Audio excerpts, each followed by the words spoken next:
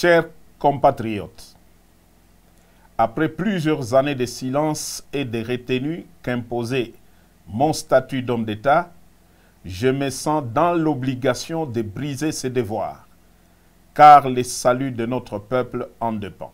Les élections de 2018, qui ont consacré une passation pacifique du pouvoir pour la première fois en RDC, ont été soumises à un challenge dont l'objectif était la déstabilisation à la libyenne de tout le pays. Devant ces plans machiavéliques, forgés dans le sombre salon de les ennemis de la RDC, une paix des braves s'érigeait devant nous comme la seule solution salutaire pour épargner le pays de l'hécatombe planifiée. Cette paix des braves s'est matérialisée par un accord dont la majorité des acteurs sont encore vivants, à l'exception des généraux disparus Delphin Kayimbi et Tim Mukonto. Paix à leur âme. L'opinion tant nationale qu'internationale retiendra que l'enjeu exclusif qui avait motivé la signature de cet accord, c'est l'alternance pacifique entre un président entrant et un président sortant sans effusion de sang, comme cela a toujours été le cas depuis l'indépendance.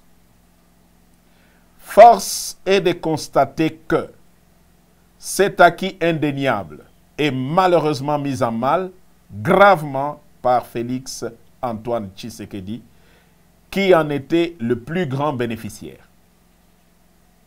En effet, dès la prise du pouvoir, le nouveau président a commencé à déboulonner, selon ses propres termes, les systèmes qu'il a mis au pouvoir en dépit des prescrits de la Constitution. Son pouvoir a été caractérisé par des antivaleurs et des mots qui, aujourd'hui, mettent en péril l'unité du pays. Je cite: la corruption institutionnalisée, les tribalismes à outrance, la prédation des richesses du pays en détruisant le cycle de la croissance économique dont tous les agrégats macroéconomiques étaient favorablement ouverts au début de son mandat.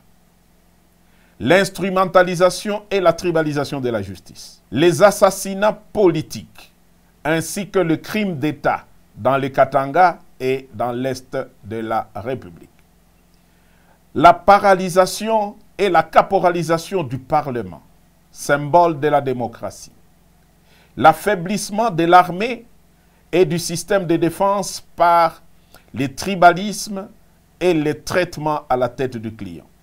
La gouvernance par défi, en muselant la presse et en violation de tout le droit de l'homme auquel le pays avait souscrit par une ratification solennelle des traités internationaux en la matière. Pour preuve, l'arrogance et menaces publiques dans les discours au Kasaï et à l'étranger à l'encontre des opposants politiques. La mort de l'opposant Chérubin Okende est tout sauf un hasard. Le non-respect des accords nationaux, régionaux, et j'en passe. Au dernier sommet de l'ONU, Fachi a raté l'occasion de se taire à 3 mois de la fin de son mandat. Dès lors, les devoirs et le patriotisme m'interpellent et m'appellent. Devrions-nous nous taire et regarder périr un peuple dont tous les espoirs étaient permis lors de la première alternance pacifique du pouvoir? Tshisekedi a perdu toute légitimité en reniant l'accord qui lui a permis d'accéder au pouvoir. Il est aujourd'hui comme un inconscient qui joue avec le feu dans une poudrière. Nous taire ou nous résigner serait trahir ce peuple qui a droit à espérer mieux.